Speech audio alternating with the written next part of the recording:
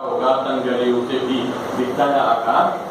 तो ये क्या इस शीर्षक की कोई कहानी इसमें नहीं? ये नाम कहां से आया? तो ये भारत से आया। इसमें सारी विदेशी महिलाएं हैं, सारा विदेशी लेखन है, विदेशी सोच है, लेकिन ये भारतीय नाम आया, मुझे ऐसा लगता है, क्योंकि तंग गलियों से भी दिखता है आकार के एक भारतीय स्त्री के संदर्भ में सोचा गया वाक्य है, ऐसा लगता है मुझे। क्योंकि स्त्री की दुनिया को एक तंग गलियों में रहने वाली दुनिया भारतीय स्त्री विमर्श ने माना। भारतीय स्त्री विमर्श ने इसे अच्छी बात कही गई थी यादव जी के द्वारा कि स्त्रियों के जो दो बिंदु हमने तय कर रखे हैं, एक शरीर वाले और दूसरा उनका दलित और पीड़ित और परेशान होने वाला।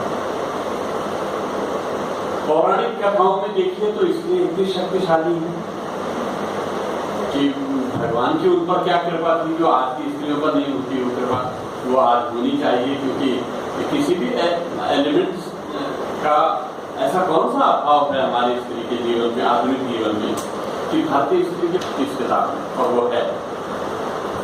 दूसरा, मैंने इसको पढ़ते हुए सोचा कि मैं कौन सी कहानी सबसे पहले पढ़ूं, तो मैंने जो उनकी भाषाएं हैं उसके हिसाब से देखा।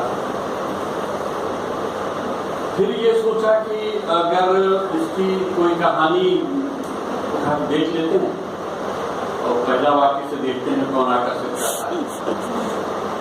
तो एक दूसरा मैंने सोचा कि एशियन क्यों न पढ़ा जाए, कि एशिया में जो महिलाएं दिखते हैं, बजाय ऐसे कि मैं पहले चिली वाली पढ़ूं फिर मैं किसी और देश की पढ़ूं, तो मैं एशिया वाली।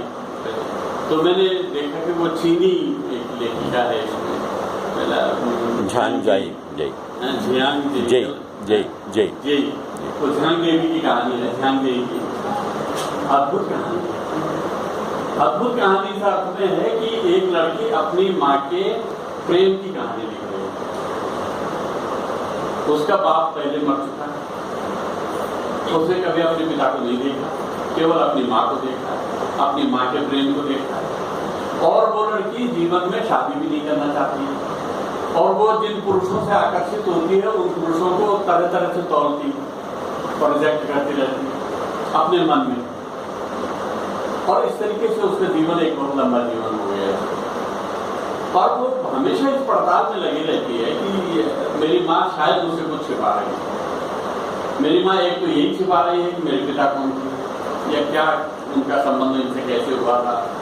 वो ये भी सोचती है कि क्या मेरी माँ ने मैं प्रेम की संतान हूं क्या।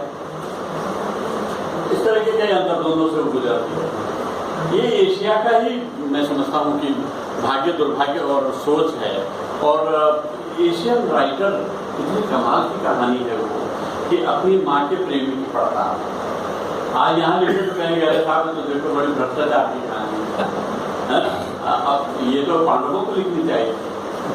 वैसे पांडवों में अगर कहानी लिखने की बुद्धि होती, उनका काम अगर व्यास ने न किया होता तो पांडव लिखते तो बहुत अच्छा उपन्यास होता हमारे सांस्कृतिक जीवन में।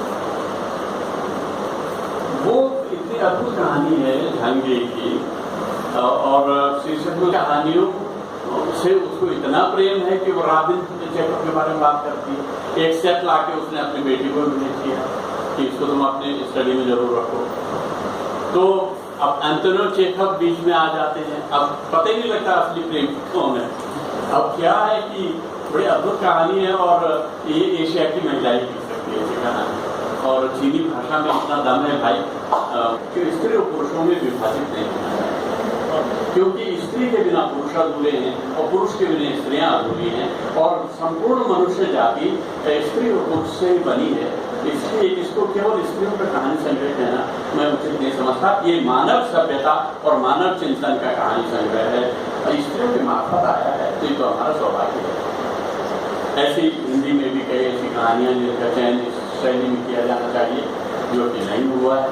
लेकिन है क्या हिंदी की कहानियों का जो दुर्भाग्य या सीमाएं, कि वो एक पैटर्न की शिकार हो जाती है। अगर स्त्री विमर्श चल रहा है तो स्त्री विमर्श वाली कहानी लिखी है, अगर पुरुष विमर्श चल रहा है तो पुरुष विमर्श, अगर दलित चल रहा है तो